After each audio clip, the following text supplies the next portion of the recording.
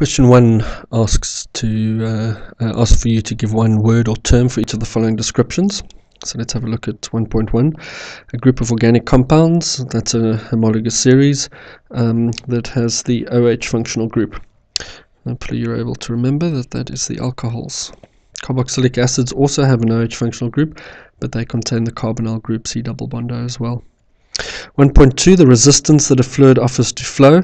That's the definition for viscosity, which we studied as part of our section on physical properties of organic compounds. And then finally 1.3, the amount of heat evolved or absorbed during a chemical reaction. That is the definition of enthalpy. And let's go on to the multiple choice question.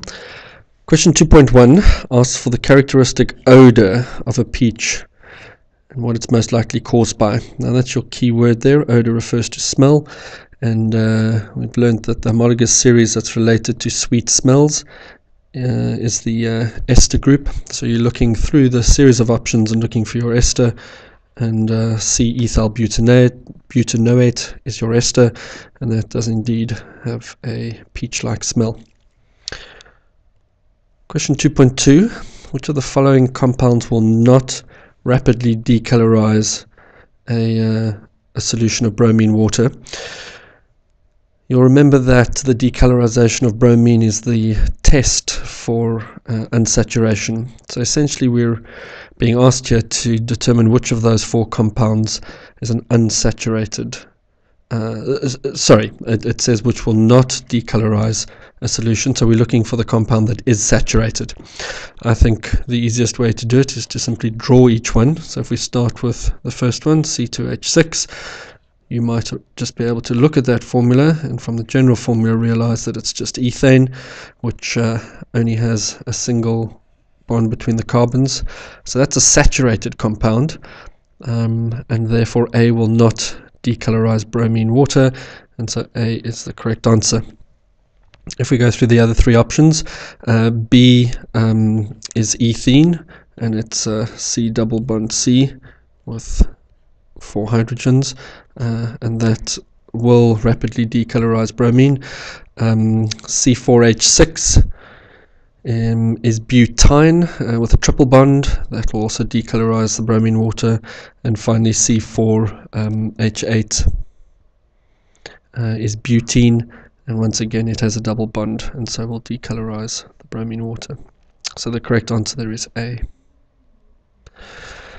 2.3, the UPAC name for that compound. I think the only way to answer a question like this is to draw out the compounds, so let's go ahead and do that. Reading from left to right, we have CH3 and then a CH2 group, and that is connected to a CH and then a CH3. In brackets, that shows it's a branch, and then CH, CH. Now you'll see there are not enough bonds on that carbon, which means that there must be a double bond there, and then finally CH3. So that's a compound we're trying to name.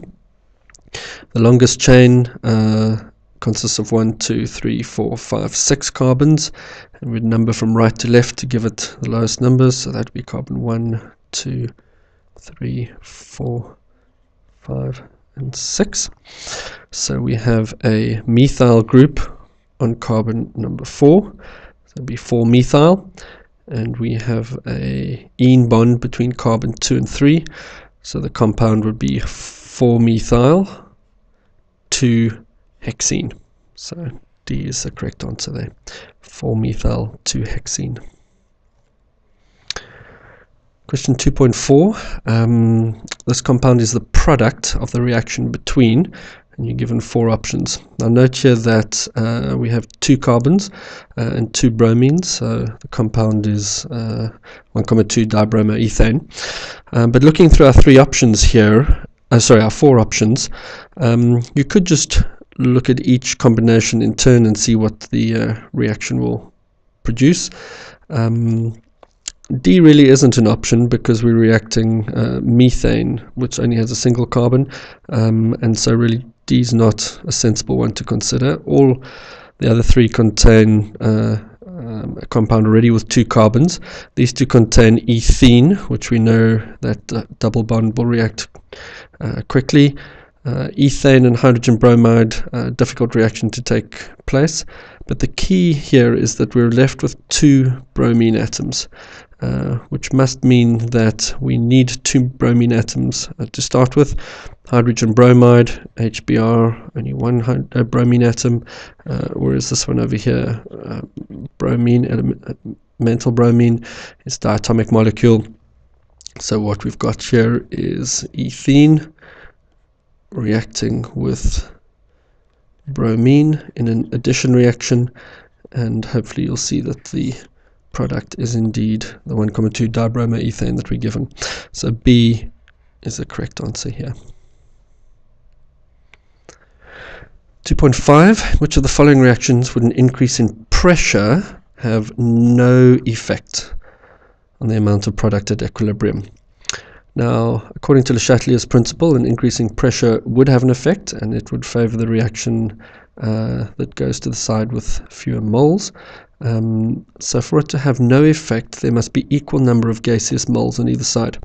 So let's have a look. If we consider A, there's 1 mole plus 1, 2 moles on the left, and on the right we have 1 mole. So that would be affected by pressure. In B, we've got 1 mole on the left, 2 moles on the right, that would be affected by pressure. C, we've got 5 on the left and 4 on the right, that would be affected by pressure. And D, we have 2 gaseous moles on the left, 1 of CO and 1 of H2O, and 2 on the right, 1 of H2 and 1 of CO2. And so an increase in pressure would have no effect on D because there are equal moles on either side, 2 on the left and 2 on the right. So D is the correct answer to 2.5. 2.6, in which one of the following equilibrium reactions is the yield of products favored by decreasing the volume? The first step is to appreciate that decreasing the volume is the same as increasing the pressure. So the question essentially is asking, in which of these 4, when we increase the pressure, does the equilibrium shift to the right-hand side? Remember, Le Chatelier says if you increase the pressure, it's going to shift to decrease the pressure, so it'll go to the side with fewer moles. And so we're looking for a setup where there are fewer moles on the right than the left. So once again, let's have a look. For A, we've got 3 gaseous moles on the left and 2 on the right. So that looks like a good option. Let's just check the others. B, 2 gaseous moles on the left, 2 on the right.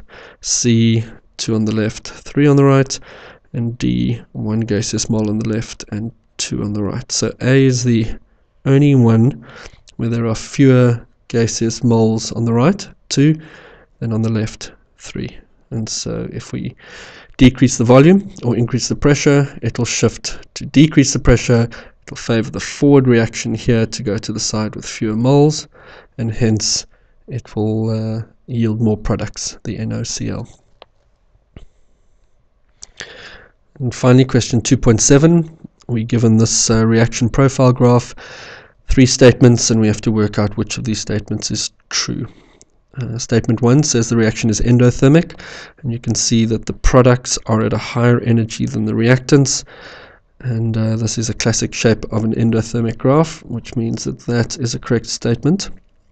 Second statement says the activation energy is indicated by the letter B. Activation energy is from your starting energy up towards your activated complex, which is A, and that statement says it's B over there, which is incorrect. So statement 2 is not true.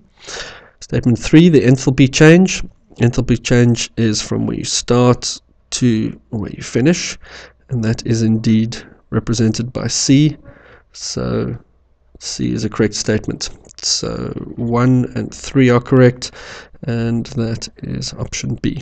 So the correct answer for 2.7 is B.